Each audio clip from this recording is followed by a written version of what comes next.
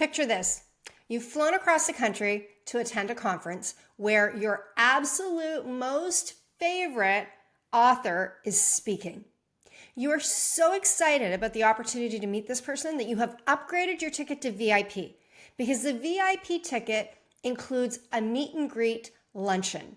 So you're going to get to sit in a room with a small group of people, have intimate conversation with this person, and you get to meet them, shake their hand, and get a picture taken with them. You are beyond excited.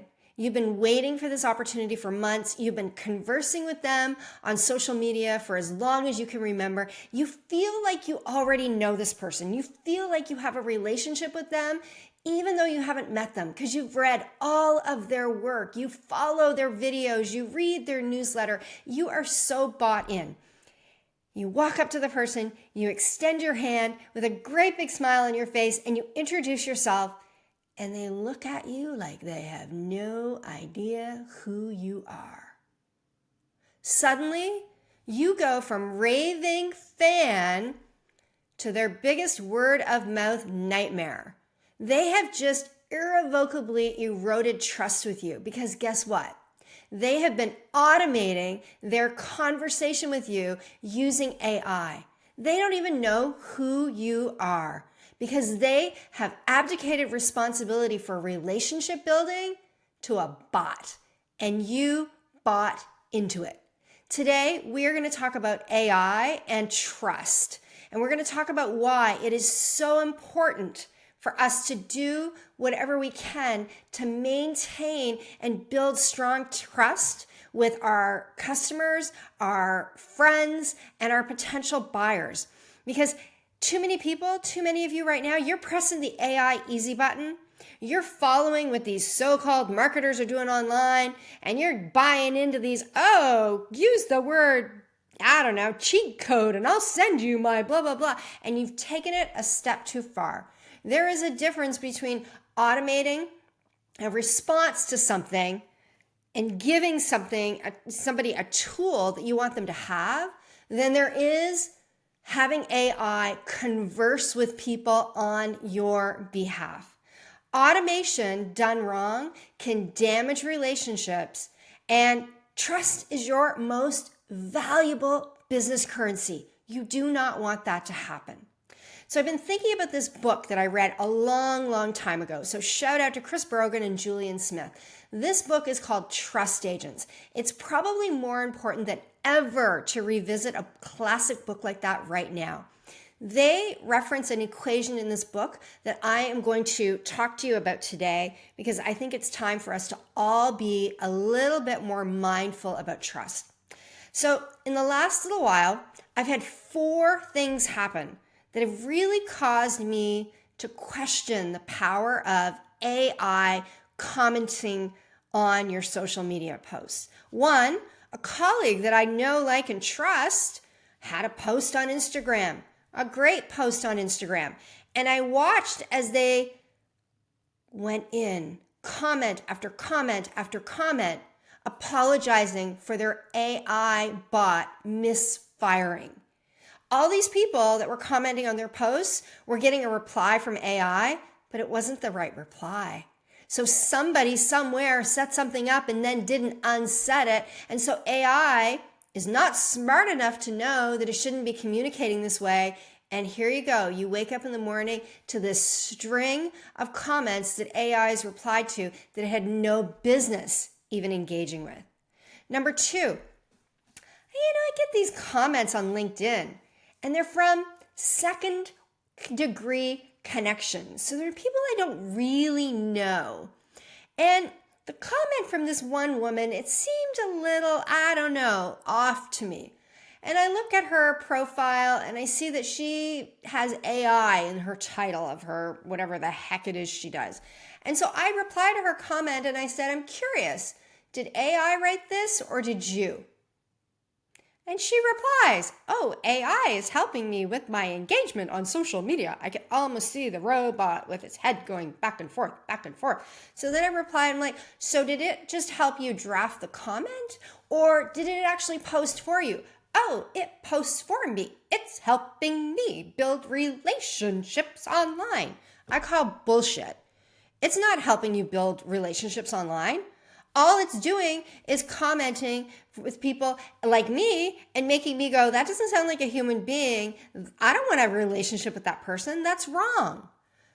Number 3, I posted something on Instagram. I posted this story about socks that I bought clients of mine at the Beach House Mastermind Retreat. I bought everybody socks with hearts on them. And I bought them socks with hearts on them for a reason. Sometimes in business, when you try to do really big things, you get cold feet. And so I bought them these socks as a metaphor. Anytime you feel like you're getting cold feet, put these socks on and remember that you are loved by everybody in this room. Well, all of a sudden, this little chickie, my new fan who's been commenting on everything I do on Instagram for the last couple of weeks, she puts a nice little comment and says, oh, I wear mine every day. I'm like, whoa, excuse me? You wear yours you weren't even there. You weren't even there. So I comment, did AI write this for you? And I'm annoyed. I comment again because you weren't even there. So I'm wondering how you put yours on every day. Oh, what do you think little Missy did? She deleted her thread of comments. Why? Because she got caught. She got caught with an AI misfire. And when your AI misfires because it's communicating like it's you, you erode trust with other people. And then, the traditional stuff, right? Like, I get it. I own a marketing agency. I understand people want to do outreach. They don't want to do manual outreach, one person at a time. So they deploy different tools that can help you reach out to people, which I'm okay with. If the initial outreach is well thought of, well organized, and well planned, it can be the springboard to a conversation. I'm not in favor of it conversing on your behalf, but that initial message that you send out, I'm okay with that. But you don't send those things to people who know you.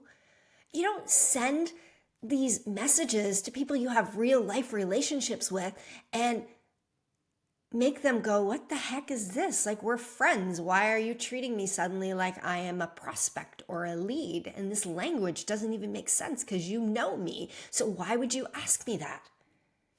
Again, an AI and an HI, human intelligence, fail. So these things are happening all over the internet, and it's going to get worse. It's going to get worse. Someone I know just sent me a video of them talking, and guess what? It wasn't them. They uploaded a picture of themselves and a little snippet of them talking, and AI is now able to create videos for them. So how are you going to know? How are you going to know? My question is, how are you not going to know? Because you're going to be able to tell when something is vanilla, automated, scripted, and not real. Just like you can tell right now, I am talking to you. I am not reading a script. Because if I was reading a script, you'd be able to tell. It would be like, the last 2 weeks, I've had 3 trust diminishing episodes occur online. Number 1 is, you'd be able to tell. But we need to become more discerning. We need to pay closer attention because it's going to get worse before it gets better. And that's why it's an opportunity for you. Because the less you play in this space of letting AI pretend to be you, the more you're going to show up as a sincere, authentic human being who has integrity. With AI tools allowing you to automate and abdicate responsibility for things everywhere, it's important to remember there's a human being on the other side of receiving that message. And they actually think another human being sent something to them. That story that I told you about somebody going to an event and meeting somebody, if you listen to my podcast with Mark Schaefer, you'll know that that's not actually so fictitious. It's happening to people today. And it hurts when it happens. It's disappointing when it happens. If you are ever talking to me on social media, ever, it is 100% me responding to you. If you ever reply to one of my newsletters, it is 100% me responding to you. It's one of the things that I live and die by. No one will ever reply and engage and converse with you and pretend that they are me. That conversation is mine Because if I don't do the replying, how on earth do I remember who I'm talking to? And if relationships are a currency that I value, how can I build relationships when I'm not being authentic? I can't. It doesn't work. Trust matters more than anything. According to Zendesk, 83% of consumers won't buy from brands that they do not trust.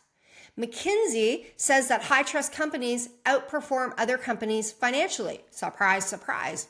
Customer loyalty is at an all-time low, which means it only takes one little thing to cause your customer to choose another provider. And I believe trust isn't one little thing. I believe it's a big ass thing. So I want you to think about trust as the bridge between your sales and marketing. You want that bridge to be solid. You don't want that bridge to fall down. Because when a bridge falls down, it takes a lot of work to rebuild the bridge. So treat the bridge like it matters. Treat the people that you are interacting with as a result of that bridge like they matter, because they do. All right. I want to talk to you about trust agents again. And I want to introduce this formula that is in trust agents. Apparently, it originally came from the trusted advisor, but I love it. It's trust equals credibility plus reliability plus intimacy divided by self-orientation. So I'm going to say that again. Trust equals credibility plus intimacy plus reliability divided by self-orientation. So what does it mean? Credibility. Do you actually know your stuff? Are you credible? Are you a credible resource? Are you a credible person? Do people look at you and feel like you're credible? You do what you say you will do. You're a credible human being. That's the first part. Second part is reliability. Do you do what you say you're going to do when you say you're going to do it? Do you show up? Are you reliable to do those things that you say you're going to do? Do people know that you're someone that they can count on? You show up on time for meetings. If you say you're going to send somebody something, you send it. Like, you do all the things. You are genuinely reliable. Intimacy. Are you relatable and safe to open up to? Can you actually build a relationship with somebody? Can you hold the space and have empathy? Can you make people feel good when they're with you? And you can do that through the content that you post online. You can do all of those things through the content that you post online. And then the last part is self-orientation. Are you focused on helping others? Or is it, that song, I want to talk about me, because that person is always talking about me, oh my. People who talk about themselves all the time have a high level of self-orientation, whereas people that are value-based, they're trying to deliver value, they're trying to look for ways to help other people, they have orientation towards others. When you're all about you and you're like attention seeking, you can diminish trust. So you really want to think about this example. And, because I'm a bit of a math freak, remember, trust equals brackets, credibility plus reliability plus intimacy, bracket, divided by self-orientation. Which means you can be really, really strong at credibility, reliability, and intimacy, but if your self-orientation is borderlining on narcissism, it doesn't matter. You're not going to be able to build trust.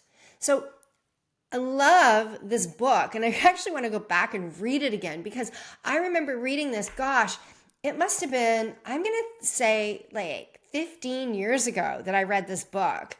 And Chris Brogan and Julian Smith did such a great job of just making me really think about, how do you build trust online? Like, because we were in this whole new world at that point where we're trying to build trust through social media channels and blogs and newsletters. Well, that wild, wild west is over. The new wild west is AI. How do we build trust there? How do we make our customers and potential customers feel or know that they're really communicating with a human being?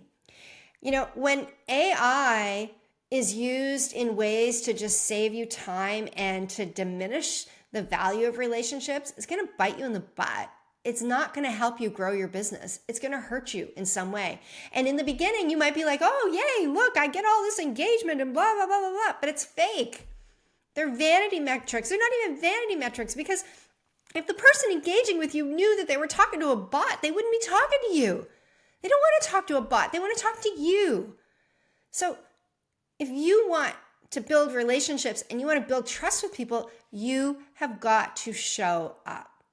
So here's how you can be diminishing trust right now. Auto-commenting bots on social media, especially the ones that sound robotic or generic. I actually think auto-commenting bots on social media are like, don't do it. I get it. I understand this trend with ManyChat where people are like, comment, I don't know, AI, and I'll send you my AI tool. So everybody's commenting AI. I get that. It's like an automated, I'm going to send you a thing. But that's where it should end. Everybody knows that when you do that, somebody's using a tool to send you that thing. It's not happening. They're not sitting there on their computer waiting for you to comment AI to send you the thing. It's automated. We get that. But the follow-up messaging should be you. If you care about people, stop abdicating responsibility for your conversations to AI.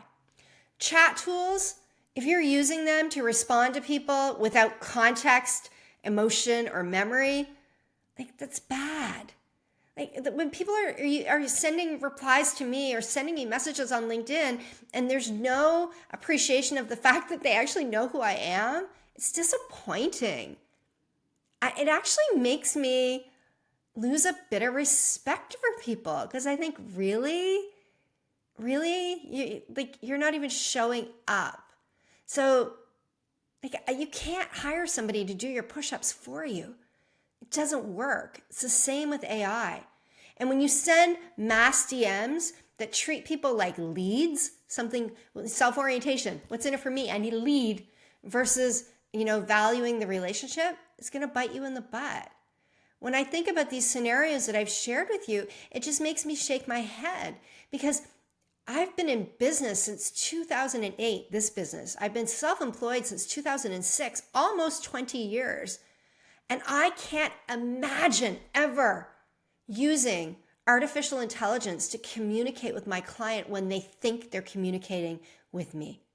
So when you're using AI, augment, don't automate relationships. Use AI to help you draft thoughtful content that you edit before you send it out to people. Use AI to help you write messages that are difficult or to help you polish messages or to tell you how to do it. Use AI to help you organize data and help you follow up personally. Use AI to help you script messaging for certain things that maybe you have to say all the time, like my podcast. I get 1 million people, well, I shouldn't say 1 million, 1,000 people a year asking to be on my podcast.